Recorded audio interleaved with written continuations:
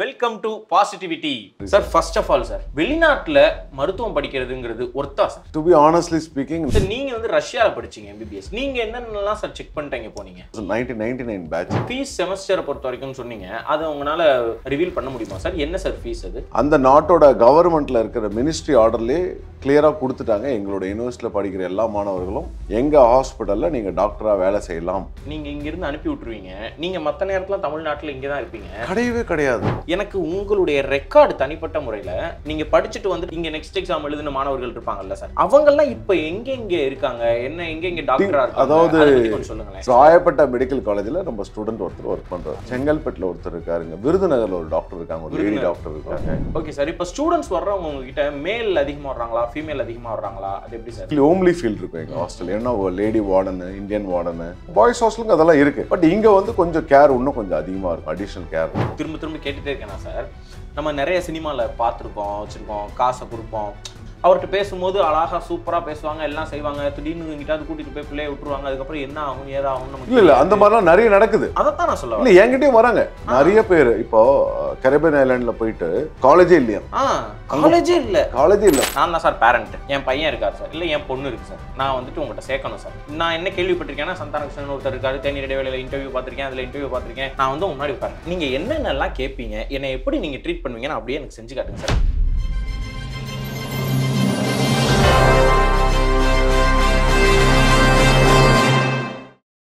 நம்ம எல்லாருக்குமேங்க நம்ம பசங்க டாக்டர் ஆகணும் அப்படிங்கிற ஒரு கனவு கண்டிப்பா இருக்குங்க. ஆனா பல சூழ்நிலை சந்தர்ப்பங்களால அந்த கனவு நம்மளால அதை அட்டைன் பண்ண முடியாது. நம்ம டாக்டர் ஆக முடியாது. பசங்களுக்கு டாக்டர் ஆகணும்னு ஆசை இருக்கும், ஆனா டாக்டர் ஆக முடியாது.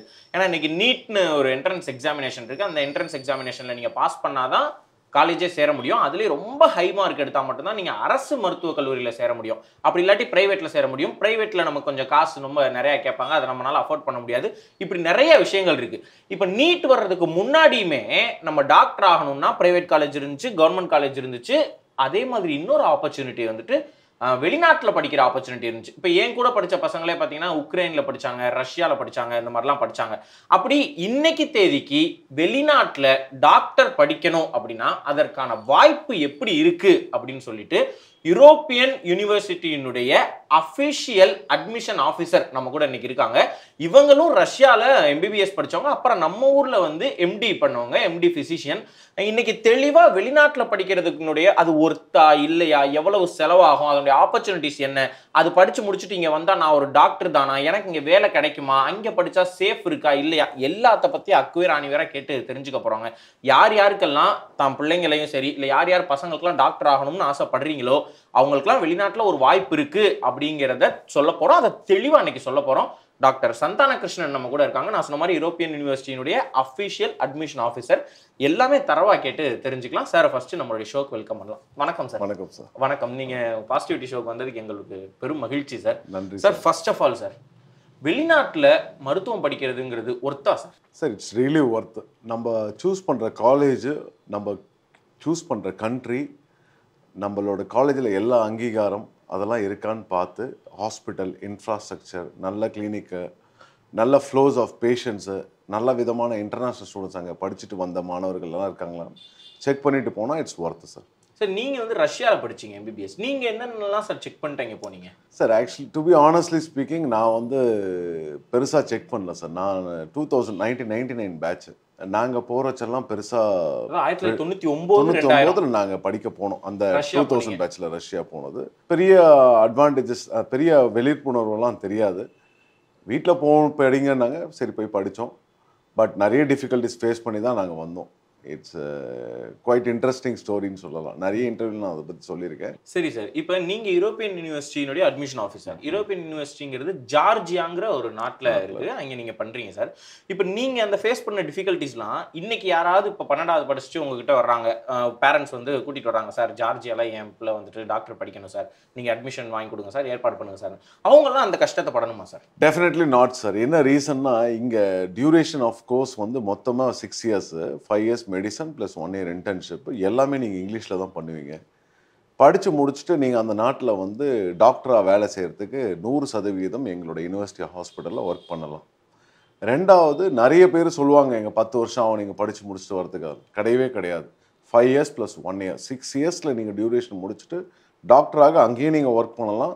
இந்தியாவில் வந்து நெக்ஸ்ட் எக்ஸாமும் எழுதலாம். மேண்டட்ரி கம்பல்சரி எல்லாருமே எழுதலாம், எந்த பிரச்சனையும் கிடையாது.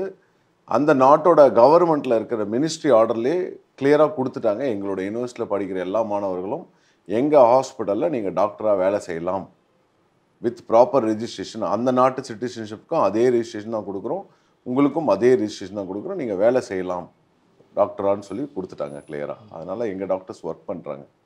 சரி சார். இப்போ 12வது படித்து முடித்த மாணவர்கள், நான் அப்படியே கேட்குறேன் சார், ஏன்னா அதுதான் கொஞ்சம் தெளிவாக இருக்கும் மக்களுக்கு. நான் தான் சார் பேரண்ட்டு, என் பையன் இருக்கார் சார், இல்லை என் பொண்ணு இருக்குது சார், நான் வந்துட்டு உங்கள்கிட்ட சேர்க்கணும் சார். நான் என்ன கேள்விப்பட்டிருக்கேன்னா, சந்தானகிருஷ்ணன் ஒருத்தர் இருக்காரு, தேநீர் இடைவேளையில் இன்டர்வியூ பார்த்துருக்கேன், அதில் இன்டர்வியூ பார்த்துருக்கேன், ஜார்ஜியாவில் வந்து படிக்க வைக்கிறாங்களாம், ஃபீஸ் எல்லாம் ஓரளவுக்கு இருக்கான் வைக்கலாம் அப்படின்னு சொல்லிட்டு நான் வரேன் சார். நான் வந்து முன்னாடி உட்காரேன், நீங்கள் என்னென்னலாம் கேட்பீங்க, என்னை எப்படி நீங்கள் ட்ரீட் பண்ணுவீங்கன்னு அப்படியே எனக்கு செஞ்சு காட்டுங்க சார். நான் தான் பேரண்ட்டு, இப்போ நீங்கள் தான் சார், நம்ம பேசலாம் சார். கிளியராக கேட்குறது என்னன்னா, உங்கள் ஸ்டூடெண்ட் எவ்வளோ மார்க் எடுத்திருக்காங்க நீட்டில் பாஸ் ஆகிட்டாங்க சார், ஒரு 300 மார்க் எடுத்திருக்காங்கன்னு 300 மார்க் எடுத்தாங்கன்னா quite good sir. Physics, chemistry, பயாலஜியில் 50% எபோவ் எடுத்திருப்பாங்க கண்டிப்பாக. இந்த 2 க்ரைட்டீரியா கேட்பேன் சார். 3வது, உங்களால் செமஸ்டர் ஃபீ கரெக்டாக 6 மாதத்துக்கு ஒரு தடவை கட்ட முடியுமா? உங்களை பேரண்ட் நீங்கள் யாராவது அடிக்கடி வரணும்னு நினைக்கிறீங்களா? உங்களுக்கும் சேர்த்து விசா ப்ராசஸ் பண்ணணுமா? ஆமாம், அதெல்லாம் முதல்ல கேட்டுருவேன். ஏன்னா உங்களோட அதுக்கேற்ற மாதிரி உங்களுக்கு டாக்குமெண்ட்ஸ் சேர்த்து பண்ணணும். இப்போ ஒரு ஸ்டூடெண்ட்டுக்கு பண்ணுறது வந்து அது தனிப்பட்ட முறையில் அவங்களோட அந்த நாட்டோட அப்ரூவலில், அதாவது உங்களோட 10th 12th mark sheet, NEET score card, birth certificate, passport copy, இந்த 5 டாக்குமெண்ட்டுமே டெல்லிக்கு அனுப்பிச்சு மினிஸ்ட்ரி ஆஃப் எக்ஸ்டர்னல் அஃபேரில் அப்போஸ்டில் பண்ணுவேன். அந்த டாக்குமெண்ட்டை அப்போஸ்டில் பண்ணதுக்கப்புறம் ஜார்ஜியாவுக்கு அனுப்பிச்சு அது அந்த நாட்டு மொழிக்கு டிரான்ஸ்லேட் பண்ணி அங்கே இருக்கிற மினிஸ்ட்ரி ஆஃப் எஜுகேஷனில் சப்மிட் பண்ணி, இந்த மாதிரி இந்த இந்திய மாணவர், உங்கள் பையனோட பேர், concern name, passport holder, Indian citizen, இந்த நாட்டுக்கு, இந்த காலேஜுக்கு, இந்த மெடிசன் ப்ரோக்ராம் படிக்கிறதுக்கு வராரு, இதுக்கு எலிஜிபிள் அவரு அப்படின்னு சொல்லி ஒரு எலிஜிபிலிட்டி சர்டிஃபிகேட் அந்த நாட்டிலையும் வாங்குவேன். அந்த நாட்டில் கொடுக்கணும், வாங்கி தான் ஆகணும். வாங்கி அந்த நாட்டிலேருந்து மினிஸ்ட்ரி ஆர்டர், ரெக்டர் ஆர்டர், அந்த நாட்டோட இன்விடேஷனை, நம்ம காலேஜோட இன்விடேஷன், யூனிவர்சிட்டியோட இன்விடேஷனை, மினிஸ்ட்ரி ஆர்டர் கூட ஒரு கன்ஃபர்மேஷன் ஆர்டர்னு ஒன்று வாங்குவோம். அந்த ஆர்டர் இருந்தால் தான் உங்களுக்கு விசா கிடைக்குங்க. ஸோ அந்த டாக்குமெண்ட்லாம் எடுத்துகிட்டு வந்து இங்கே இருக்கிற கவர்மெண்ட்டுக்கும் நாங்கள் சப்மிட் பண்ணி விசா ப்ராசஸ் பண்ணி டாக்குமெண்டேஷன் பண்ணி அதுக்கப்புறம் எல்லாரையும் கெட் டுகெதர் பண்ணி ஒரு பெரிய பேட்சாக தான் அனுப்புவோம் நாங்கள். It's a big procedure, but we will do it very simply. எல்லாத்துக்கும் எங்கள் ஸ்டாஃப் ஒரு பேட்ச்க்கு எத்தனை பேர் சார் நீங்கள் அனுப்புறீங்க? 150 பேர் sir. Okay, that is a first batch for September October batch. December பேட்ச்க்கு வெறும் 50 பேர் தான் சார். அவ்வளோதான், அதுக்கு மேலே நான் அனுப்ப முடியாது சார். 200 பேர் தான். 200 பேர் தான் என்னோட யூரோப்பியன் யூனிவர்சிட்டிக்கு என்னால் அனுப்ப முடியும். அதுக்கு மேலே நான் யாரையும் அனுப்ப மாட்டேன். ஏன்னா அதுக்கு அதிகமாக போனாலும் பிரச்சனைகள் நம்ம தான் ஃபேஸ் பண்ணுவோம். நல்ல இன்ஃப்ராஸ்ட்ரக்சர் இருக்குது, அதுக்கான நல்ல பசங்க இருந்தாங்கன்னா தரமான ஸ்டூடெண்ட்ஸு அங்கே படித்து முடிச்சுட்டு வரலாம். அதிகமாக ஸ்டூடெண்ட்ஸ் அனுப்பிச்சாலும் I will be the one facing problem. அதனால் நான் அதை அனுப்ப மாட்டேன். Okay sir. இப்போ ஃபீஸ் செமஸ்டரை பொறுத்த வரைக்கும் சொன்னீங்க, அதை உங்களால் ரிவீல் பண்ண முடியுமா சார்? என்ன சார் ஃபீஸ் அது? 2,20,000 வரும் சார் ஒரு செமஸ்டர் ஃபீஸு. ஒரு செமஸ்டருக்கு 6 மாதத்துக்கு ஒரு தடவை ஃபீஸ் கட்டணும். $2,750 வரும், அமெரிக்கன் டாலர் கட்டணமாக பார்க்கும்போது. ஆமாம், அதாவது 2,20,000. அதுக்கப்புறம் நமக்கு இங்கே ஃப்ளைட்ல இருந்து நம்ம போகிற செலவு, இங்கே ஹாஸ்டலில் தங்குற செலவு, நம்ம சாப்பாடு செலவு, இதெல்லாம் சார் எல்லாம் சேர்த்திங்கன்னா ஒரு 1 lakh வரும் சார் ஒரு செமஸ்டருக்கு. அதெல்லாம் சேர்த்தா 1 லட்சம் வரும். அப்படின்னா ஒரு 3,20,000 3,20,000 அதிகபட்சம் வரும். வருஷத்துக்கு 6,40,000 வரும் சார். ஓகே, ஓவராலாக நீங்கள் படித்து முடிச்சுட்டு வரதுக்கு 36 lakhsல முடியும். 36 லட்சத்தில் முடிஞ்சிடும். Fine sir. With flight ticket, local transportation, books, uniform, maximum எல்லா இந்தியன் ஆத்தர் புக்ஸும் நானே கொடுத்துருவேன். ஓகே, நானே ஃப்ரீயாகவும் கொடுக்குறேன். சில பேருக்கு, சில பேர் வந்து புக்ஸ்லாம் கேட்பாங்க, அவங்களுக்கு சப்ஸ்கிரிப்ஷன் பண்ணி அதையும் வாங்கி கொடுத்துருவேன். மேக்ஸிமம் எல்லா புக்ஸும் இங்கேயே ப்ரொவைட் பண்ணிவிடுவேன். யூனிஃபார்ம்லேருந்து ஸ்டெத்தஸ்கோப்லேருந்து சின்ன சின்ன மெடிக்கல் எக்யூப்மெண்ட்ஸ்லேருந்து எல்லாமே நானே கொடுத்துருவேன். சரி சார், நீங்கள் கொடுத்துட்றீங்க, நீங்கள் இங்கேருந்து அனுப்பி விட்டுருவீங்க, நீங்கள் மற்ற நேரத்தில் தமிழ்நாட்டில் இங்கே தான் இருப்பீங்க? கிடையவே கிடையாது, அதுதான் தப்பான அதான். ஏன்னா நீங்கள் இங்கேருந்து அனுப்பி விட்டுறீங்க, இப்போ ஜார்ஜியாவில் போய் அங்கே யாருன்னே தெரியாத ஒரு கூட்டத்தில் என் பிள்ளை என்ன செய்யணும்னு ஒரு கஷ்டம் இருக்கும்ல? கிடையவே கிடையாது, நல்லா புரிஞ்சுக்கோங்க. நான் இந்த அட்மிஷன் டைமில் தான் மே, ஜூன், ஜூலை தான் நான் இங்கே இருப்பேன். ஆகஸ்ட்டில் விட்டிங்கன்னா இங்கே எங்கள் ஆஃபீஸில் எல்லா ஸ்டாஃப் இருப்பாங்க, எங்கள் ஒய்ஃப் இருப்பாங்க. நான் வந்து முழுக்க ஜார்ஜியாவில் தான் இருப்பேன். அதோட ஜான்வரி ஹாலிடே, எனக்கு செமஸ்டர் ஹாலிடே வரும், அந்த டைமில் நானும் வருவேன். சரி, என் பிள்ளைங்களோட நானும் அப்பதான் வந்து ஸ்பெண்ட் பண்ணிட்டு திருப்பி ஒரு மாசம் கழிச்சு திருப்பி அங்க போயிடுவேன். ஓகே. அங்க அந்த இன்னும் ஒரு 5 மாசம் இருந்துட்டு திருப்பி வரும். அந்த மாதிரி தான் இருக்கேன். அப்ப நீங்க அங்கேயே தான் இருப்பீங்க அந்த மாணவர்கள் கூடயே? ஆமா சார், எனக்கு சொந்தமா ஹாஸ்டல் இருக்காங்க. கிட்டத்தட்ட 4.5 ஏக்கர்ல ஹாஸ்டல் வச்சிருக்கேன். நீங்களே வச்சிருக்கீங்க? ஆமா, 450-500 பேர் என் ஹாஸ்டல்ல தங்கி இருக்காங்க. 22 இந்தியன் ஸ்டாஃப்ஸ் என் கூட ஒர்க் பண்றாங்க. ஓகே. வேலைக்கு வச்சிருக்கேன், நல்லபடியா ரன் பண்ணிட்டு இருக்கேன். அதெல்லாம் டெஃபினட்டா நாங்க இருந்து தான் ஆகணும். சரி சார். அப்ப யுனிவர்சிட்டி யாரோடது சார்? அந்த யூனிவர்சிட்டி வந்து belongs to an Georgian people தான். மிஸ்டர் லாஷான்றவர் தான் எங்களோட ஃபவுண்டர். அவங்களோட ஒரு பெரிய ஃபேமிலி எப்படின்னா, they are basically from a hospital group of company. ஒரு நல்ல நம்ம நாட்டில் இருக்கிற ஒரு தலை சேர்ந்த ஒரு ஹாஸ்பிட்டல் ஈக்குவலாக அந்த நாட்டில் இருக்கிற ஒரு ஹாஸ்பிட்டல் வந்து நேம் வந்து ஜுவான் யூனிவர்சிட்டி ஹாஸ்பிட்டல்னு சொல்லி 1990s ஆரம்பித்த ஹாஸ்பிட்டலு ஸ்டெப் பை ஸ்டெப்பாக மெடிக்கல் காலேஜ் அப்படின்னு வந்து நல்லபடியாக சக்ஸஸ்ஃபுல்லாக ரன் பண்ணிட்டு இருக்காங்க. அந்த ஒரு ஃபவுண்டர்கிட்ட நான் ஒரு நல்ல நட்பு வச்சிருக்கிறதுனால இந்த ஒரு 7 வருஷமாக அங்கே ஒரு அட்மிஷன் ஆஃபீஸர் அட்மிஷன் டைரக்டராகவும் நாங்கள் இருக்கேன். சரி சார். இப்போ நாங்கள் அங்கே படிக்கிறாங்க, படிக்கும்போது அவங்களுக்கு வேற ஏதாவது ப்ராப்ளம்ஸ் வருது, டிஃபிகல்ட்டிஸ் வருதுன்னா அதெல்லாம் நீங்கள் ஹேண்டில் பண்ணி கொடுப்பீங்களா? Definitely sir. அதாவது எல்லா ஸ்டூடெண்ட்ஸ்க்கும் மெடிக்கல் இன்சூரன்ஸ்லேருந்து அவங்களுக்கு வேற எந்த பெரிய ப்ராப்ளம்லாம் வராது. அந்த country is so safe. Okay sir, நான் புரியுது நீங்கள் சொல்ல வர்றது. ஆனால் நீங்கள் வந்துட்டு பேண்டமிக்கை எப்படி சார் ஹேண்டில் பண்ணீங்க? சார், பேண்டமிக்கில் எல்லாருமே they're doing online classes for 3 months. அவங்க வீட்டுக்கு இங்கே வர முடியாதுல்ல? வந்தாங்க. நாங்கள் சார்ட்டர்ட் ஃப்ளைட் அரேஞ்ச் பண்ணி இண்டிகோ நம்மளுக்கு ஸ்பெஷல் அலோவன்ஸ் நம்ம இந்தியன் கவர்மெண்ட் ஹெல்ப் பண்ணதுனால இங்கேருந்து சார்ட்டர்ட் ஃப்ளைட் அலோவ் பண்ணி நாங்கள் இங்கேருந்து போன பசங்களையும் கூப்பிட்டு போனோம். திருப்பி போகிறச்சியும் வரும்போதும் அங்கேருந்து மொத்த ஃப்ளைட்டில் ஸ்டூடெண்ட்ஸை கூப்பிட்டு வந்தோம். ஓகே. நிறைய இந்த மாதிரி டிஃபிகல்ட்டிஸ் நீங்கள் சொல்கிற மாதிரி எல்லா டிஃபிகல்ட்டிஸும் நான் ஃபேஸ் பண்ணிட்டு தான் இருக்கேன். நான் உக்ரைனில் படித்த என்னுடைய ஃப்ரெண்டுடைய தம்பிலாம் உக்ரைனில் படிக்கும்போது பேண்டமிக் பீரியடில் இங்கேருந்து வர முடியாமல் அங்கே கஷ்டப்பட்டதெல்லாம் நான் இல்லை நீங்கள் சொல்கிறது 100க்கு 100 உண்மை. இந்த வார் டைமில் எவ்வளோ பிரச்சனைகள் வந்துச்சு. பெரிய பிரச்சனையாச்சு. கீழ அண்டர் கிரவுண்ட்ல பைப்லைன்ல 120 students they came here, they approached us. நாங்க நல்லபடியா ஃப்ரீ ஆஃப் காஸ்ட்ல எந்த செலவும் நான் பண்ணாம அவங்க கிட்ட வாங்காம அப்படியே அந்த காலேஜோட நம்ம இந்திய கவர்மெண்ட்ல ப்ராப்பரான அனுமதி பெற்று அந்த ஸ்டூடெண்ட்ஸ் எல்லாரையுமே நான் நல்லபடியாக ட்ரான்ஸ்ஃபர் பண்ணி நம்ம காலேஜில் படிக்க வச்சுட்டு இருக்கேன். இப்போ 5th இயர் 6th இயர்லாம் நம்ம ஸ்டூடெண்ட்ஸ் நிறைய பேர் இருக்காங்க உக்ரைன், ரஷ்யால இருந்து. ஆமா, உக்ரைன்ல இருந்து எல்லா ஸ்டூடெண்ட்ஸும் படிச்சுட்டு இருக்காங்க, எங்க யூனிவர்சிட்டியில் படிச்சுட்டு இருக்காங்க. ஓகே. நல்ல மாணவர், நிறைய மாணவர்கள், நல்ல தரமான மாணவர்கள் அவங்க எல்லாம். Okay sir. இப்போ அங்கே படிச்சு முடிச்சிடும் சார், படிச்சிடறோம், உங்களுடைய சப்போர்ட் இருக்கு, செஞ்சிடறோம்னு வச்சுக்கோங்களேன். அங்கேருந்து இப்போ நான் இந்தியாவுக்கு வந்தா பொதுவாக இங்கே ஒரு பரீட்சை எழுதி பாஸ் ஆனால் தானே என்னால் இங்கே டாக்டர் ஆக முடியும். அது என்ன சார் பரீட்சை? அது எழுதுறதுக்கு கொஞ்சம் கஷ்டமா இருக்குமா? ஏன்னா இங்கே இந்தியாவிலே படிச்சா இந்தியன் சிலபஸ் இருக்கும், ஏன்னா இந்தியன் கவர்மெண்ட் நடத்துறது. அப்போனா எனக்கு கொஞ்சம் ஈஸியாக இருக்கும்னு தோணும். நான் வெளிநாட்டில் படிக்கிறேன், அது ஏதோ என்ன சிலபஸ் இருக்கும், நான் அதை வந்து பாஸ் பண்ண முடியுமா? டெஃபினட்டா நீங்க கண்டிப்பா அந்த கேள்வி உங்க பேரண்டாக எல்லாருக்குமே இருக்கும். பட் டிரான்ஸ்பரண்டா சொல்லணும்னா நீங்க படிக்க போறது இன்ஜினியரிங்கோ இல்ல வேற ஏதோ ஆர்ட்ஸ் அண்ட் சயின்ஸ் குரூப் கிடையாது. மெடிசன் தான். மெடிசன்ன்றது வந்து it's common for all over the world. Curriculum தான் டிஃபர் ஆகுமே தவிர நீங்க படிக்கக்கூடிய புக்ஸ்லேருந்து சப்ஜெக்ட்ஸ்லேருந்து அந்த பேட்டர்ன் ஆஃப் எக்ஸாம்ஸ் எல்லாமே சிமிலர் தான். எங்களோட டிஃபால்ட்லி 6 years பேக் நான் என்னைக்கு அந்த யூனிவர்சிட்டியில் அட்மிஷன் ஆஃபீஸர் ஆனனோ அன்னிலேருந்து இந்த எஃப்எம்ஜின்னு ஒரு எக்ஸாம் வந்துச்சு முதல்லாம். அந்த எஃப்எம்ஜி எக்ஸாமுக்கு டிஃபால்ட்டாகவே நான் 3rd இயருக்கு அப்புறம் வரக்கூடிய எல்லா சப்ஜெக்ட்ஸுமே எல்லா கொஸ்டின் பேட்டர்ன்ஸ் எல்லாமே வந்து எஃப்எம்ஜி பேட்டர்னுக்கு ஏற்ற மாதிரி நான் மாற்றி கொடுத்தேன் எங்கள் யூனிவர்சிட்டியில். அது வந்து நல்லபடியாக வரவேற்பு பெற்றது. அதுவும் இல்லாமல் நம்ம ஸ்டூடெண்ட்ஸ்க்கு நிறைய பெனிஃபிட் ஆச்சு, ஹெல்ப் பண்ணியிருக்கோம். அதனால அந்த பசங்க எல்லாருமே ஃபர்ஸ்ட் அட்டெம்ப்ட்ல பாஸ் பண்ணாங்க FMG exam. 90% of the students passed in FMG in first attempt. இந்தியாவில் வந்து எழுதுற வந்து ஆமாம் எழுதி ஒரே ஃபர்ஸ்ட் டைம்லேயே வந்து 90% ஆஃப் ஸ்டூடெண்ட்ஸ் எல்லாருமே பாஸ் பண்ணாங்க. அந்த மாதிரி ரெக்கார்டு எந்த யூனிவர்சிட்டிலையுமே கிடையாது. ரெண்டாவது, இப்போ நடக்கக்கூடிய நெக்ஸ்ட் எக்ஸாம் கோச்சிங் பேட்டர்ன் கூட நான் ஆல்ரெடி லாஸ்ட் இயரே எடுத்து அதுக்கான ரிசர்ச் எல்லாம் ரெடி பண்ணி ப்ராப்பரான என்னென்ன சப்ஜெக்ட்ஸ் கண்டக்ட் பண்ண போகிறாங்க, எத்தனை நாள் அந்த எக்ஸாம் இருக்க போகுது, எத்தனை எக்ஸாம் எழுதணும் எல்லாமே ரிசர்ச் பண்ணி அதுக்கான டீச்சர்ஸ் எல்லாம் செலக்ட் பண்ணி எல்லாம் ப்ராப்பராக வச்சு 4th இயர்லேருந்து அந்த கோச்சிங் கொடுக்க ஆரம்பிச்சிட்டோம் நாங்கள். அது என்ன சார் எஃப்எம்ஜிங்கிறது எழுதணும், நெக்ஸ்ட்ங்கிறது எழுதணும்? இனிமேல் எஃப்எம்ஜி கிடையாது சார், நெக்ஸ்ட்ன்ற ஒரு எக்ஸாம் தான். நெக்ஸ்ட்ங்கிறது என்ன சார்? நீட்னா எங்களுக்கு தெரியும். ஆமாம், என்ட்ரன்ஸ் எக்ஸாம். இது exit exam. Okay, national exit exam. So இது வந்து முழுக்க எல்லா மாணவர்களுக்கும் அது இருக்குது. இந்தியாவில் படிக்கிறவங்களுக்கும் சரி, வெளிநாடு வரவங்களுக்கும் அந்த எக்ஸாம் இருக்கு. இப்போ நான் மெட்ராஸ் மெடிக்கல் காலேஜில் படிக்கிறேன் சார். நான் எம்பிபிஎஸ் முடிக்கிறேன், ஒரு 5-6 வருஷம் படிச்சு முடிச்சிடறேன், அரியர் இல்லாமல் கிளியர் பண்ணிட்டு வந்துட்டேன்னா நான் டாக்டர் தானே? நான் இந்த நெக்ஸ்ட் எக்ஸாம் நீங்க டாக்டர் தான் சார், கம்பல்சரி நீங்க நெக்ஸ்ட் எக்ஸாம் எழுதணும். இனிமே இருந்து தமிழ்நாட்டில் படித்தாலும் எங்கே படித்தாலும் இனிமே இருந்து இந்தியாவில் எங்கே படித்தாலும் இனிமே இருந்து நெக்ஸ்ட் எக்ஸாம் எழுதணும். 2020 அதாவது 2023 அந்த இம்ப்ளிமெண்ட் கொண்டு வந்துட்டாங்க. பட் சில பல காரணங்களால நம்ம கவர்மெண்ட் வந்து கொஞ்சம் தள்ளி போட்டுகிட்டே வந்துடுச்சு. பட் அதுக்கான எல்லா எக்ஸாம் பேட்டர்ன்லேருந்து கவர்மெண்ட்டே ரிலீஸ் பண்ணிட்டான். இந்த மாதிரி எக்ஸாம்ஸ் இருக்க போது, இந்த சப்ஜெக்ட்ஸ் வரப்போது, இதெல்லாம் நீங்கள் ப்ரிப்பேர் பண்ணணும்.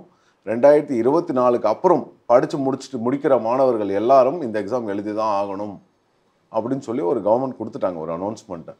ஸோ அதை நம்ம ஃபாலோ பண்ணி தான் ஆகணும். அதனால் நான் வந்து ரொம்ப, ஏன்னா நாங்கள் படிக்கும்போது நான் என்ன டிஃபிகல்ட்டி ஃபேஸ் பண்ணேன்னா, நான் ரஷ்யாவில் போய் படிக்கும்போது எங்களுக்கு எஃப்எம்ஜி எக்ஸாம்லாம் கிடையவே கிடையாது. சரி. திடீர்னு 2002 கவர்மெண்ட் வந்து அனௌன்ஸ் பண்ணாங்க, நீங்கள் கம்பல்சரி எழுதி தான் ஆகணும்ன்ட்டு.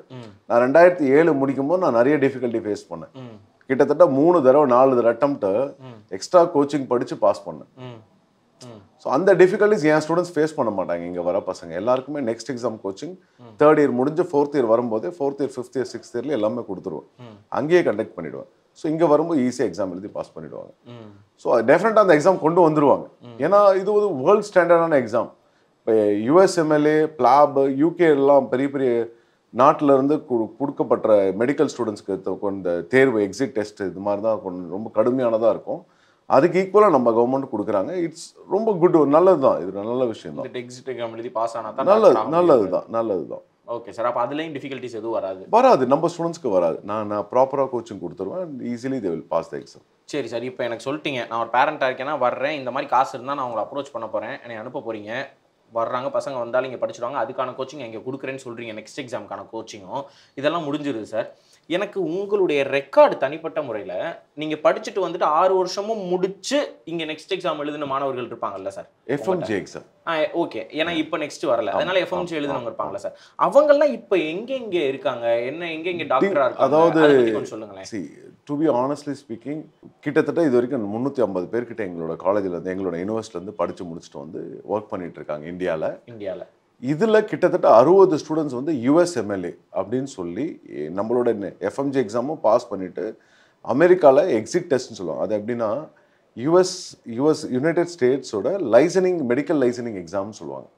அந்த எக்ஸாமை கிளியர் பண்ணி யூஎஸில் போய் பிஜியும் படிச்சுட்டு இருக்காங்க. ஓகே. சில பேர் எனக்கு தெரிஞ்சு 2018 பேட்ச் ஸ்டூடெண்ட்ஸ், 19 பேட்ச் ஸ்டூடெண்ட்ஸ் எல்லாம் வந்து யுஎஸ்எம்எல்ஏ முடிச்சுட்டு 2020, 21, 22, 23 அங்கே பிஜி முடிச்சுட்டு அங்கேயே வேலையை செய்ய ஆரம்பிச்சிட்டாங்கன்னு எனக்கு இன்ஃபர்மேஷன் எனக்கு கிடச்சிருக்கு. யூஎஸில். ஆமாம், நம்ம ஸ்டூடெண்ட்ஸ் இருக்காங்க. அந்த மாதிரி நிறைய இடத்துல இருக்காங்க நம்ம ஸ்டூடெண்ட்ஸ். யூரோப் ஃபுல்லாகவே சர்க்குலேட் ஆகிருக்காங்க. ஜெர்மனியில் இருக்காங்க, ஃப்ரான்ஸில் இருக்காங்க, இட்டாலியில் இருக்காங்க. நிறைய மாணவர்கள் இதெல்லாம் இருக்கிறதுனால தான் எங்களோட அவுட்கம் வந்து நிறைய இருக்குது. வெளியே இருந்து நம்ம காலேஜுக்கு வர பசங்களே 83 நாட்டிலேருந்து வந்து படிக்கிறாங்க. அட்டேங்கப்பா. கனடா, யூகேலேருந்து வராங்க. UK, France. அவங்களுக்குலாம் அட்மிஷன் நீங்கள் தான் பார்ப்பீங்களா சார்? கிட்டத்தட்ட எல்லா இன்டர்நேஷனல் ஸ்டூடெண்ட்ஸ்க்கும் நான் பார்ப்பேன். ஆமாம், கிட்டத்தட்ட எல்லா இன்டர்நேஷனல் ஸ்டூடெண்ட்ஸ்க்கும் நான் தான் பார்த்துட்டு இருக்கேன். எஸ்பெஷலி தமிழ்நாடு ஏன் நம்ம இருக்குன்னா, நம்ம பிறந்த வளர்ந்த ஊர். சரி, இங்கேயும் கொஞ்சம் கான்சன்ட்ரேட் பண்ணுவோம்னு சொல்லி இந்த ஒரு 6 வருஷமா இங்கே நிறைய கான்சன்ட்ரேஷன் பண்ணிட்டு இருக்கேன். இங்கே அரசு வேலையில யாராவது இருக்காங்களா சார்? இங்கே வந்துட்டு நம்ம கவர்மெண்ட்டுக்காக ராயப்பேட்டை மெடிக்கல் காலேஜில் நம்ம ஸ்டூடெண்ட் ஒருத்தர் ஒர்க் பண்ணுறாரு. அதைத்தான் நான் கேட்க வரேன். இங்கே நம்ம ராயப்பேட்டை மருத்துவமனை இருக்காருங்க, செங்கல்பேட்டில் ஒருத்தர் இருக்காருங்க, விருதுநகரில் ஒரு டாக்டர் இருக்காங்க, ஒரு லேடி டாக்டர் இருக்காங்க, டாக்டர் தீபிகான்னு ஒருத்தவங்க இருக்காங்க விருதுநகரில். அந்த மாதிரி இருக்காங்க, அவங்களும் இருக்காங்க, நிறைய இடத்துல இருக்காங்க. Okay sir. இப்போ ஸ்டூடெண்ட்ஸ் வர்றவங்க உங்ககிட்ட மேல் அதிகமாக வர்றாங்களா, ஃபீமேல் அதிகமாக வர்றாங்களா? அது எப்படி சார்? ஃபீமேல்ஸ் தான் சார் அதிகம். மேல் ஃபீமேல் சொல்லக்கூடாது, 17 வயசு பசங்க, பாய்ஸ் கேர்ள்ஸ்னு வச்சுக்கலாம். கேர்ள்ஸ் தான் சார் அதிகமாக வராங்க. கேர்ள்ஸ் அதிகமாக வர்றாங்க. கேர்ள்ஸ் தான் எனக்கு தெரிஞ்சு இந்த ஒரு 3 வருஷமா நான் பார்க்குறேன். பேண்டமிக் அப்புறம் எங்களோட ரேஷியோவே 55-45 அந்த மாதிரி தான் இருக்குது. 55% கேர்ள்ஸ் தான் அதிகமாக இருக்குது. அதனால் அவங்களுக்கு ப்ரியாரிட்டி கொடுத்து நாங்கள், அதுவும் இல்லாமல் எங்களோட ஹாஸ்டலுமே வந்து பார்த்திங்கன்னா பாய்ஸ் கேர்ள்ஸ்க்கு செப்பரேட் ஹாஸ்டலு. கேர்ள்ஸ் ஹாஸ்டலில் இருக்கிற அந்த ஒரு ஹோம்லி ஃபீல் இருக்கும் எங்கள் ஹாஸ்டல். ஏன்னா lady warden, Indian warden, Georgian staffs, driver, security எல்லாமே ப்ராப்பராக பண்ணியிருக்கோம். பாய்ஸ் ஹாஸ்டலுக்கு அதெல்லாம் இருக்குது. பட் இங்கே வந்து கொஞ்சம் கேர் இன்னும் கொஞ்சம் அதிகமாக இருக்கும், அடிஷ்னல் கேர் இருக்கும் கேர்ள்ஸ் ஹாஸ்டல் ஒன்லி. சரி சார். இப்போ நீங்கள் சொல்கிறீங்க இதெல்லாமே இருக்குது அப்படின்னு சொல்லிட்டு, ஆனால் ஏன் சார் 200ஓட நீங்கள் வந்து சுருக்கிக்கிறீங்க? அதுக்கு மேலே உங்களால் தமிழ்நாட்டிலேருந்து நிறைய பேரை கொண்டு போனால் ஒரு ஆப்பர்ச்சுனிட்டி கிடைக்கும்ல? ஏன்னா நான் எது கேட்க வரேன்னா, யாராவது வந்தாங்கன்னா இல்லைங்க அட்மிஷன் முடிஞ்சிருச்சுன்னு சொல்லி நீங்கள் அனுப்பியிருப்பீங்கல்ல?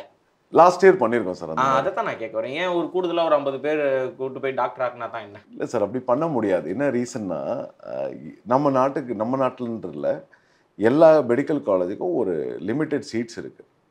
அந்த சீட்டுக்கு மேலே நம்ம போட்டோன்னா, இப்போ சில கண்ட்ரிலாம் என்ன பண்ணுறாங்கன்னா 200 சீட் வச்சுருப்பாங்க, 500 ஸ்டூடெண்ட்ஸ் படிக்க வைப்பாங்க. ஜார்ஜியாலே சில காலேஜில் என்ன பண்ணுறாங்கன்னா 200 சீட் இருக்கிற காலேஜுக்கு 500 பேர் படிக்க வைக்கிறாங்க. அந்த மாதிரிலாம் பிரச்சனைகள் வந்துச்சுன்னா நம்ம தான் ஃபேஸ் பண்ணுவோம் ப்ராப்ளம். அதனால நான் வந்து வரும் காப்பு மாதிரி தான். ஆமாம், நம்ம ஸ்டூடெண்ட்ஸ்க்கு நம்ம ஜென்யூனாக இருக்கணும். அவங்க நல்லபடியாக படித்து முடிச்சுட்டு இங்கே வந்து வேலையும் செய்யணும். எங்கள் ஹாஸ்பிட்டலில் வருஷத்துக்கு 200 பேர் 300 பேர் 400 பேர் வரைக்கும் உங்க டாக்டரா வேலை செய்ய முடியும். அங்கே ஜார்ஜியால. அந்த ஹாஸ்பிடல் யாரோடது சார்? எங்களோட யூனிவர்சிட்டி ஓனரோட ஃபவுண்டர் தான். யூரோப்பியன் யூனிவர்சிட்டியோட ஓன் ஹாஸ்பிடல் தான். ஜோவான் ஹாஸ்பிடல். ஜோவான் ஹாஸ்பிடல் பக்கத்துல இருக்கு. பக்கத்துலயே தான். எல்லாமே எங்க கேம்பஸ்லயே தான். அதெல்லாம் தனி, அது ஒரு தனி கேம்பஸ். எங்க we have 4 campus in our ஜார்ஜியால கேபிட்டல் சிட்டில 4 கேம்பஸ் இருக்கு எங்களுக்கு. ஒரு கேம்பஸ்க்கும் ஒரு ஸ்பெஷாலிட்டி இருக்கு. ஒரு கேம்பஸ் வந்து கிளினிக்கல்ஸ் பேஸ்டு கேம்பஸ், ஒன்று வந்து ஹாஸ்பிட்டல் பேஸ்டு, ஒன்று தியரிட்டிக்கல், ஒன்று ப்ராக்டிக்கல் பேஸ்டு. எல்லாமே நியர்பை தான். 1/2 கிலோமீட்டர்ல எல்லா டிஸ்டன்ஸுமே இருக்கு. ஹாஸ்டலும் நியர்பைல எல்லாம் வச்சிருக்கோம் நாங்கள். சரி சார், இப்போ நீங்கள் உங்கள்கிட்ட நேரில் வந்து நான் பேசினேன்னா, because you are so warm and humble, நீங்கள் அழகாக பேசுகிறீங்க, பேரண்ட்ஸ்க்கு வந்து நல்லா ஃபீல் இருக்கும். இப்போ அதே இது நீங்கள் அங்கே இருக்கீங்கன்னா, நான் உங்கள்கிட்ட நேரடியாக பேரண்ட்ஸாக நான் ஃபோன் பண்ணி உங்கள்கிட்ட பேச முடியுமா சார்? எல்லா பேரண்ட்ஸுமே என்கிட்ட பேசுவாங்க சார். சடன் விசிட்லாம் கூட அவங்க பண்ணுவாங்க. ஜார்ஜியாக்கு வருவாங்களா? சொல்லாம வந்துட்டு ஏர்போர்ட்லேருந்து எனக்கு கால் பண்ணுவாங்க. எங்கள் ஸ்டாஃப்க்கு ரீச் ஆவாங்க. எனக்கு பண்ணுவாங்க. இந்த மாதிரி இந்த பேரண்ட் வந்திருக்காங்க சார், அவங்களுக்கு ஒரு ஏர்போர்ட் பிக்கப்பும் அக்காமடேஷன் அரேஞ்ச் பண்ணுங்க அப்படின்வாங்க. உடனே நான் என் ஸ்டாஃப் கால் பண்ணுவேன். டிரைவர் போயிட்டு காரில் போய் அவங்களை பிக்கப் பண்ணிட்டு வருவார். தமிழால் ப்ராப்பராக போயிட்டு அவங்கள பிக்கப் பண்ணிட்டு வந்து அவங்கள ஹாஸ்டலில் அவங்க பிள்ளைங்களோட ஒரு வாரம் 10 நாள் இருந்து தங்க வச்சு ஹாஸ்டல்லே தங்கிக்கலாம். தங்கி இருந்து எல்லாத்தையும் பார்த்துட்டு திருப்பி அவங்க வராங்க. அந்த அளவுக்கு ஃப்ரெண்ட்லி தான் நாங்கள்.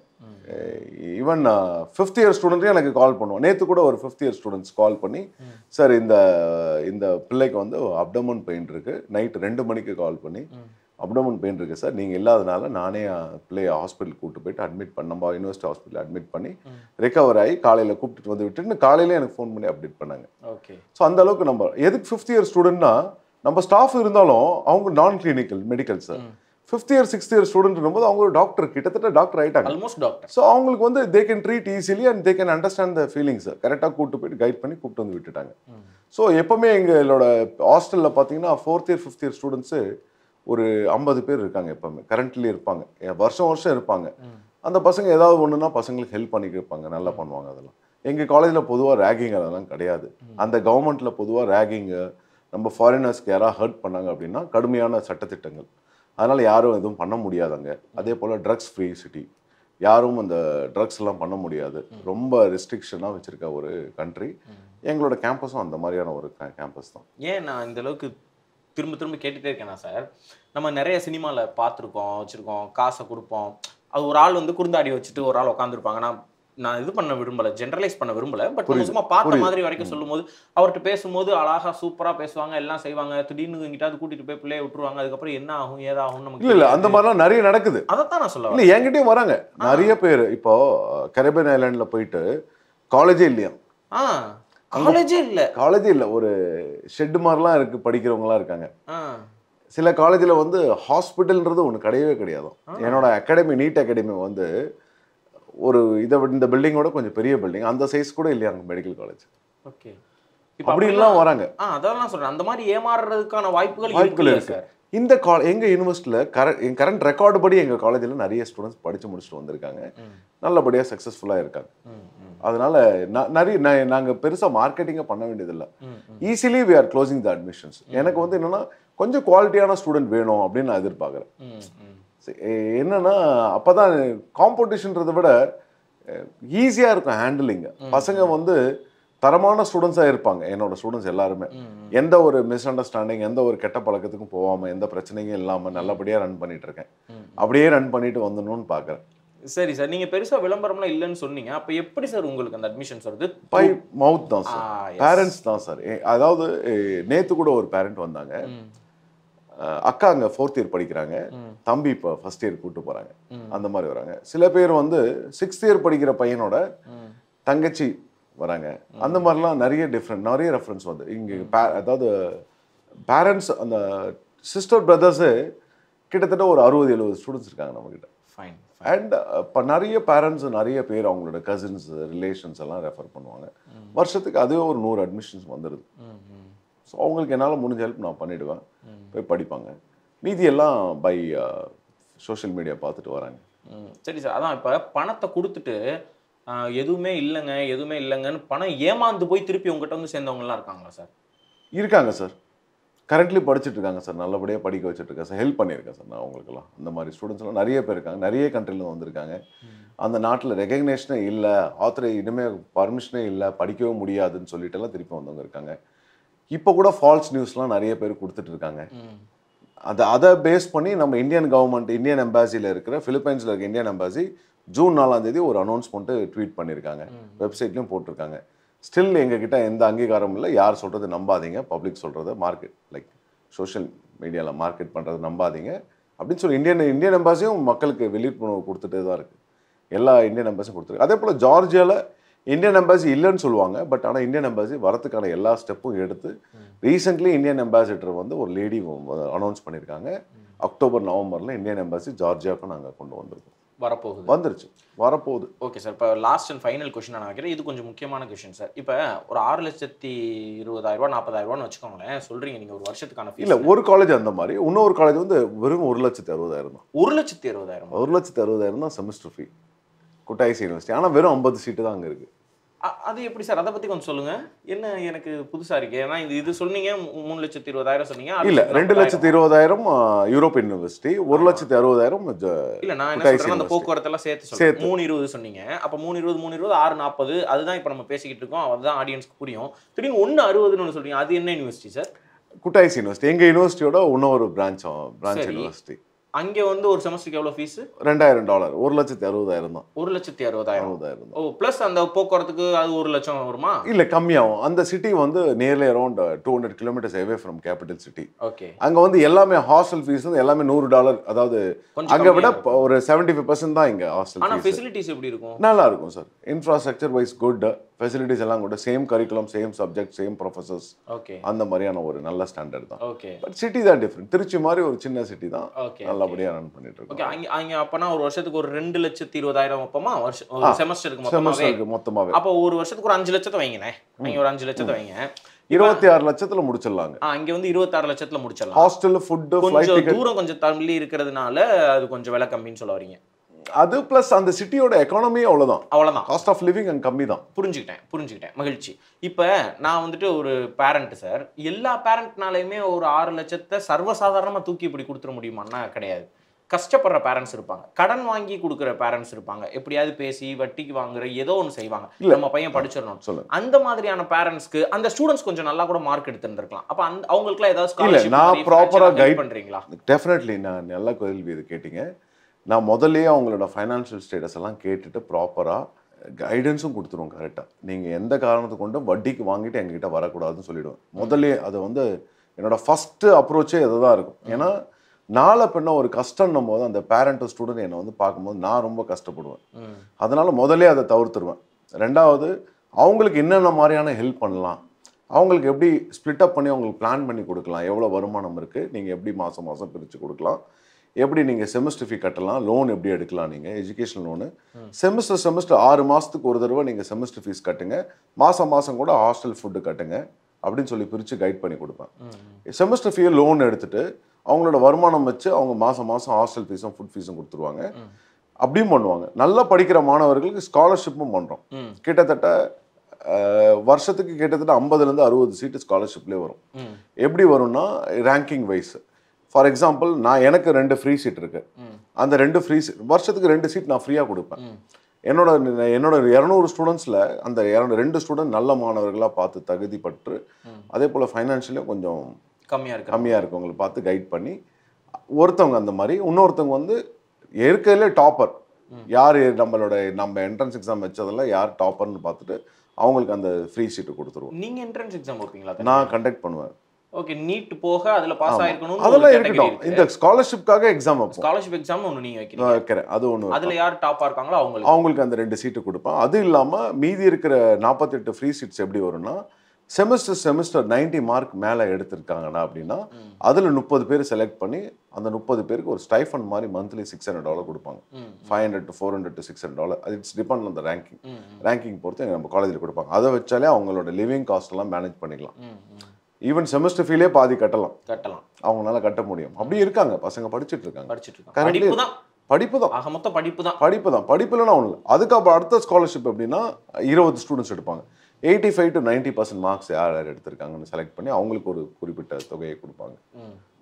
80 to 85 யார் எடுத்திருக்கா, 95 above யார் எடுத்திருக்கா, அவங்களுக்கு எந்த மாதிரி ஸ்காலர்ஷிப். இவர் இன்டர்நேஷனல் டூர் கொடுப்பாங்க. எப்படின்னா இப்போ ஜெர்மனில் போயிட்டு இல்லை ஃப்ரான்ஸில் போயிட்டு 1 மாதம் நீங்கள் ஒரு ஹாஸ்பிட்டலில், நல்ல இன்டர்நேஷ்னல் ஹாஸ்பிட்டலில் 1 மாதம் ட்ரைனிங் பண்ணிவிட்டு சர்டிஃபிகேஷன் ப்ரோக்ராம் வாங்கிட்டு வர அந்த மொத்த செலவும் நம்ம காலேஜே எடுத்துக்கும். ஓகே, அந்த மாதிரிலாம் கூட பண்ணிட்டு இருக்கு. நல்லா படிக்கணும், அவ்வளோதான் விஷயம், வேற ஒன்றுமே தேவையில்லை. நல்லா படிக்கணும், டிசிப்ளினாக இருக்கணும். Very very important. அதுதான். ஓகே, க்ளீனாக இருக்கணும். ரொம்ப டிசிப்ளினாக இருந்தாங்கன்னா definitely they will be successful doctor. ஆஹா, சூப்பர் சார். கேட்கும்போதே ரொம்ப நல்லா இருக்குது. ஆக்சுவலி இந்த ஆப்பர்ச்சுனிட்டி ஒரு நல்ல ஆப்பர்ச்சுனிட்டி. ஒரு தேங்க்யூ ஃபார் யுவர் அவேர்னஸ். ஆக்சுவலாக ஸோ நம்ம இறுதி பகுதிக்கு வந்துட்டோம் நிகழ்ச்சியில். நீங்கள் நேரடியாக மாணவர்கள் பெற்றோர்களை பார்த்து ஃபார் அ மினிட் நீங்கள் ஏதாவது பேசணும்னு விரும்புனீங்கன்னா பேசலாம். எல்லா மாணவர்களுக்கும் ஒரு சின்ன அட்வைஸ், நீட்டில் கம்மி மார்க் எடுத்திருக்கணும் ரொம்ப கஷ்டப்பட வேண்டாம். டெஃபினட்டாக உங்களுக்கான கேட் ஓப்பன் ஆகிருக்கு. டெஃபினட்டாக எங்களை அப்ரோச் பண்ணுங்கள், நாங்கள் ஹெல்ப் பண்ணுறோம். ரெண்டாவது, வேறு யாரையும் அப்ரோச் பண்ணால் கூட, வேறு எதாவது கண்ட்ரி அப்ரோச் பண்ணால் கூட, எத்தனை வருஷமாக அங்கே மாணவர்கள் படிக்கிறாங்க, நம்ம நாட்டில் அது அங்கீகாரம் இருக்கா, நம்ம இந்தியன் எம்பாசியோட ட்வீட்ஸு, அவங்களோட வெப்சைட், அஃபிஷியல் வெப்சைட்டில் போயிட்டு ப்ராப்பராக எலிஜிபிலிட்டி பார்த்து அங்கே போய் படிக்கலாமா, சேஃபாக இல்லையா, படித்து முடித்த மாணவர்கள்கிட்ட கேட்கலாம். எல்லாம் கேட்டுட்டு ப்ராப்பராக அந்த கம்பெனி எத்தனை வருஷமாக ரன் பண்ணுறாங்கலாம் பார்த்துட்டு சேஃபாக போய் சூஸ் பண்ணி படிங்க. அவ்வளோதான் என்னால் முடிஞ்ச அட்வைஸு. படிங்க நல்லபடியாக. நான் என்கிட்ட வர மாணவர்களை நான் நல்லபடியாக டாக்டர் ஆக்கி கொண்டு வந்து அவங்க பேரண்ட்ஸ்கிட்டையும் நம்ம நாட்டுக்கும் கொடுக்குறேன். Thank you promise. Thank you so much for your time and உங்களுடைய ஹம்பிள்னஸ். நீங்கள் ரொம்ப கைண்டாக இருக்கீங்க. நீங்கள் பேசுகிறது எனக்கு ரொம்ப பிடிச்சிருக்கு. Actually thank you so much. நான் இப்படியே தான் சார் ரொம்ப வருஷமாக இருக்கேன். Even my parents, all my students use to tell the same thing. எந்த ஹெல்ப் கேட்டாலும் நான் உடனே பண்ணி கொடுப்பேன். நீங்கள் முதல்ல கேட்ட கேள்விக்கு இப்போ ஒரு சின்ன ஷார்ட் சொல்லிடுறேன். ஒரு சின்ன பிரச்சனைனா கூட நான் போய் இறங்கி நின்று சார்ட் அவுட் பண்ணுவேன். ஓகே, நைட்டு 11 மணி ஆனாலும், ஒரு சப்போஸ் இந்த ஹாஸ்டல் பிளாக்ல வைஃபை டோட்டல் லைனுமே கரப்ட் ஆகிருக்கு, எனக்கு அர்ஜென்ட் எக்ஸாம் பேட்டர்ன் இருக்குது, ஸ்டடி ரூமில் இது இல்லை அது இல்லைன்னு சொன்னாங்கன்னா ஒரே நாளில் கூட பண்ணி கொடுத்து நான் ரெக்கார்ட் பண்ணியிருக்கேன். அதனால் மொத்த பேரண்ட்ஸுமே எனக்கு நல்லா சப்போர்ட் பண்ணுவாங்க. என்ன என்கிட்ட கேட்டாங்கன்னா நான் பண்ண முடியாதுன்னு சொல்லவே மாட்டேன். டெஃபினட்டாக நான் ஹெல்ப் பண்ணி கொடுப்பேன். எந்த பிரச்சனையாக இருந்தாலும் நான் சார்ட் அவுட் பண்ணி கொடுக்குறேன். அதே போல் படிக்கக்கூடிய மாணவர்கள் நல்லபடியாக படித்தாங்கன்னா தான் ஹெல்ப் பண்ண முடியும். படிக்காமையே நான் எக்ஸாம் பாஸ் ஆகணும் அப்படின்னு நினைப்பாங்க சார் 1-2 பேர். என் பிள்ளை நல்லா தான் படித்தான், எக்ஸாம் எழுதலை, பாஸ் பண்ணல அப்படின்லாம் வருவாங்க. அந்த மாதிரிலாம் இருந்தால் ஹெல்ப் பண்ண முடியாது. நல்லா படிக்கணும், நல்ல ரெக்கார்டு இருந்ததுன்னா நான் டெஃபினட்டாக எந்த காரணத்துலையும் நான் விட்டு கொடுக்க மாட்டேன், ஹெல்ப் பண்ணி கொண்டு வந்துடுறோம். நீங்கள் 10 மாதம் ஜார்ஜியாவில் இருக்கீங்க, 2 மாதம் தான் இங்கே இருக்கீங்க. ஆல்மோஸ்ட் 9 மந்த் அங்கே இருப்பேன். 3 மாதம் இந்த ஃப்ரீக்வெண்ட்டாக ட்ராவல் பண்ணுவேன். திடீர்னு ஒரே நாளில் போயிட்டு ஒரே நாளில் வந்துட்டுலாம் இருக்கேன். காலையில் போயிட்டு மத்தியானம் ஃப்ளைட்டில் வேலையை முடிச்சுட்டு மத்தியானம் ஃப்ளைட்டு கிளம்பி நைட்டு இங்கே வந்திருக்கேன். அந்த மாதிரியும் வந்துடுவோம். அந்த மாதிரியே செஞ்சுருக்கீங்க. ஒரு பக்கம் பார்த்தா ஜார்ஜியாவில் மந்திரி ஆகிடுவீங்கன்னு நினைக்கிறேன். இல்லை அப்படிலாம் இல்லை, வேலை அந்த மாதிரி எங்களுக்கு. சரி சார், ஜஸ்ட் ஃபன் தான். நீங்கள் சொல்கிறத வச்சு நான் பார்க்கும்போது சொல்கிறேன். மற்றபடி நைஸ் ஸ்பீக்கிங் டு யூ. ரொம்ப சந்தோஷம் உங்களை சந்திச்சதுல. எனக்கு ரொம்ப தேங்க்யூ ஸோ மச். மகிழ்ச்சி சார். ஆமாங்க, நிறைவு பகுதியாக நான் சொல்கிறேங்க. அதாவது நீட்டில் நம்ம மாணவர்கள் நல்ல மார்க் எடுத்துனாங்கன்னா நம்ம அரசு மருத்துவக் கல்லூரியில் சேர்க்க போகிறோம், குழப்பமே இல்லை. காசு இருக்குது அப்படின்னா இங்கேயே ப்ரைவேட் காலேஜில் நம்ம சேர்த்துக்க போகிறோம், கண்ணா வச்சுக்க போகிறோம், அதெல்லாம் குழப்பமே கிடையாதுங்க.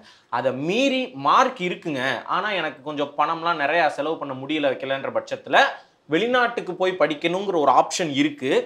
அந்த ஆப்ஷன் ஒரு நல்ல ஆப்ஷனாகவும் இருக்குது. நேரடியாக யார் நமக்கு அங்கே அட்மிஷன் ஆஃபீஸரோ அவங்களே நேரடியாக நம்ம பார்த்து அதுக்கு தான் கேட்டோம். லாஸ்ட் டைமும் நம்ம இந்த ராயல் நெக்ஸ்ட் இன்டர்நேஷனல் அகாடமிக்கு ஒரு வீடியோ நம்ம ஒன்று பண்ணியிருந்தோம். அப்போ நான் தான் அதை பற்றி பேசியிருந்தேன். இந்த தடவை நேரடியாகவே அவங்களே சொல்லட்டும் அப்படின்னு சொல்லியிருந்தோம். நீங்கள் பார்த்துருப்பீங்க. யாருக்கெல்லாம் இந்த வாய்ப்பை பயன்படுத்திக்கலாம்னு நினைக்கிறீங்களோ, யார் பசங்களாம் என் பசங்க டிசிப்ளினான பசங்க, என் பசங்க நல்லா படிக்கக்கூடிய பசங்க அப்படின்னு நினைக்கிறீங்களோ அவங்களுக்கான ஸ்காலர்ஷிப்ஸுமே இவங்க கொடுக்குறாங்க. நான் சொன்ன மாதிரி 200 மாணவர்கள் அனுப்புகிறாங்க. அதில் நமக்கு ஒரு வருஷத்துக்கு ஒரு யூனிவர்சிட்டியில் 150, இன்னொரு யூனிவர்சிட்டியில் 50, எப்படி பார்த்தாலும் அதிகபட்சம் ஒரு 6,40,000 அதிகபட்சம், குறைஞ்சபட்சம் ஒரு 5 லட்சம் இந்த யூனிவர்சிட்டியில். அது என்னென்னலாம் நீங்கள் கேட்கணும் அப்படின்னு நினச்சிங்கன்னா டிஸ்கிரிப்ஷனில் நான் டீட்டெயில்ஸ்லாம் கொடுக்குறேன். நீங்கள் ஃபோன் பண்ணி காண்டாக்ட் பண்ணி எப்போனாலும் கேட்டுக்கோங்க. அடுத்து எல்லாமே சார் சொன்னது தான், அந்த இன்ஃபர்மேஷன்ஸ் எல்லாமே. ஸோ இப்படி ஒரு ஆப்பர்ச்சுனிட்டி நமக்கு இருக்குது அப்படிங்கிறத கொஞ்சம் ஸ்ட்ராங்காக தெரியப்படுத்தணும் அப்படின்னு நம்ம நினச்சோம். அதுக்கு தான் இந்த ஒரு பாசிட்டிவிட்டி நிகழ்ச்சியை நான் உங்களுக்கு செஞ்சோம். இந்த பாசிட்டிவிட்டி கண்டிப்பாக உங்களுக்கு பயனுள்ளதாக இருந்திருக்கும், மிக உறுதியாக நம்புகிறேன். இன்னொரு பாசிட்டிவிட்டி நிகழ்ச்சியில் உங்கள் எல்லோரையும் சந்திக்கிறேன். நன்றி. அடையாளம் தான் துறப்போம், எல்லா தேசத்திலும் போய் வசிப்போம்.